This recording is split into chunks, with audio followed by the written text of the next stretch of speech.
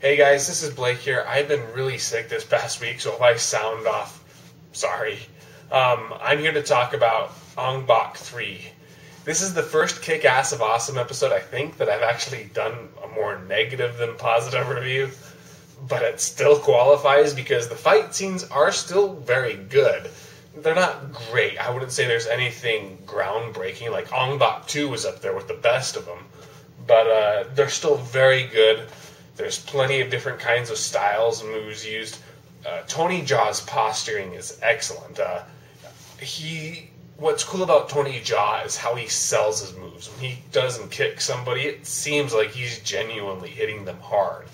And, it's always a little difficult, I think, for certain Asian people to really sell that. Even Jet Li, as good as he is, I don't know if I'd always buy him as this super badass when it comes to hitting people. But Tony Jaa, when he hits somebody, it looks like bones are breaking. And there's some really great stunts. The final battle is cool because you see a bunch of elephants running around, with a lot of people fighting at once. And they look like real elephants, so that must have been really dangerous to film.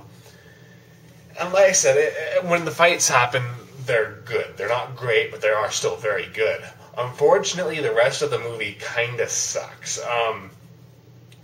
Well, for those who don't know, just to some context, Ong Bak is one of my favorite martial arts movies of all time. It's interesting, has a lot of different kinds of action, but the martial arts are so diverse and so amazing that I loved it.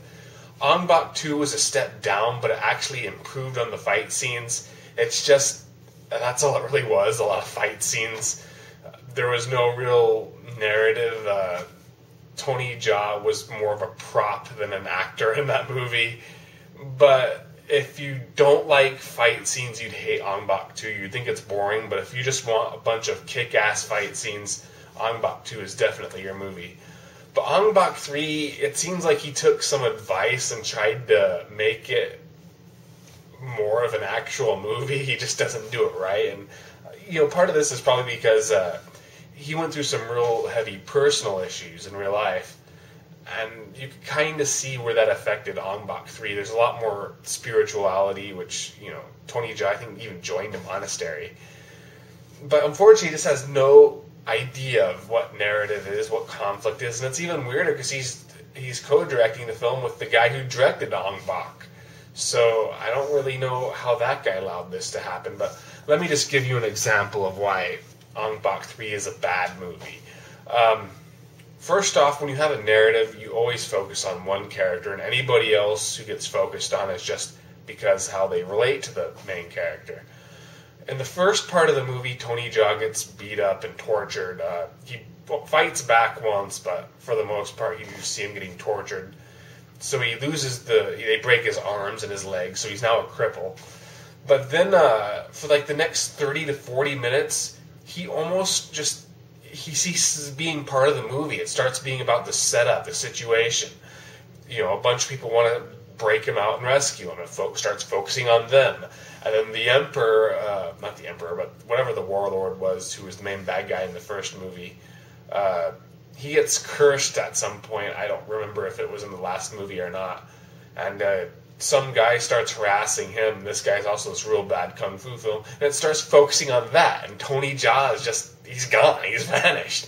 And eventually, when they do rescue Tony Jaa, this allows Tony Jaa to act a little more. And that's where it really starts getting awkward. For one, Tony Jaa's character starts becoming a whiny bitch. Now, granted, they do at least make him seem human last time when compared to Ong Bak 2. But he just starts becoming really unlikable, really noisy. When people try to help him, he's like, "Get away from me!" and crying, and it's all messed up. But Tony Jaa just doesn't handle the drama very well, and it's embarrassing to watch, really. And then eventually he starts healing and he starts training again. There's a lot of filler with a lot of admittedly good dance sequences between him and his girlfriend. Well, at least they actually make part of the story this time. She was so tacked on in the last film, I completely had forgotten about her. But So once they do that, but then throughout, when they're still focusing on this thing with the main bad guys taking on this new bad guy, much to our surprise, the main bad guy is killed. And the new bad guy is now also a badass martial artist who might have some magical or mystical powers. And so on one hand, that's good because at least now you have a villain who can fight, and that means they're going to fight eventually together. But at the same time, it shows Tony Jaa knows nothing about conflict. And the last movie, the whole movie was about his conflict with this other guy who I think killed his father, and that was the main conflict. But with this new guy, where is the conflict? I mean, he only becomes Tony Jaa's enemy incidentally when he enslaves his girlfriend's village. But even then, that scene happens so fast that you don't feel it. You don't feel why Tony Jaa would really want to go after this guy. And so that was a mess up there. And that's unfortunately just how the movie completely crumbles under itself. When Tony Jaa isn't there, you forget that he's supposed to be part of the movie, but when he is there, he becomes kind of unlikable, and his acting's bad. And it wants to focus more on the drama than it does on the fight scenes. Like I said, when the fight scenes happen, they're good, but they don't happen as much as they should. For most of the second act is just, you have like that dance scene, and there's an occasional fight scene, but it's not really action-packed. It's mostly just in the beginning and the ending.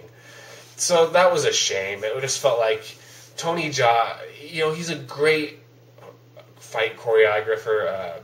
He kicks ass believably. I don't know if he's a genuine badass, but he comes across as that on the screen.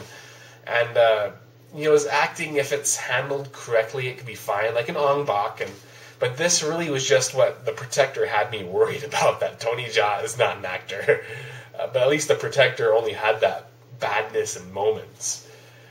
So he should just step back, let somebody else write his stories and let them direct these films, because he's not a great director or writer. I think he wrote it. I could be wrong there.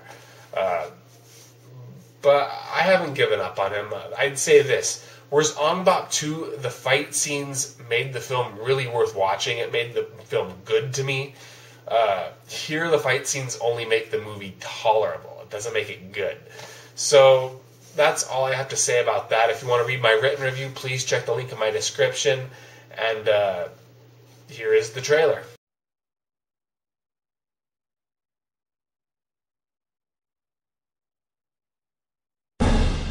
Tony Jaa is back from the dead to finish the greatest martial arts trilogy of the past decade.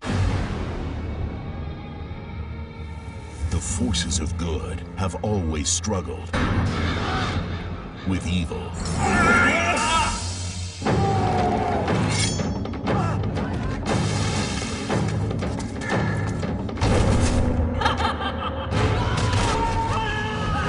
But the blackest souls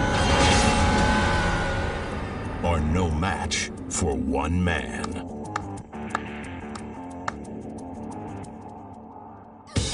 Tony Jaa, the Grand Master of Martial Arts, returns to face his final challenge.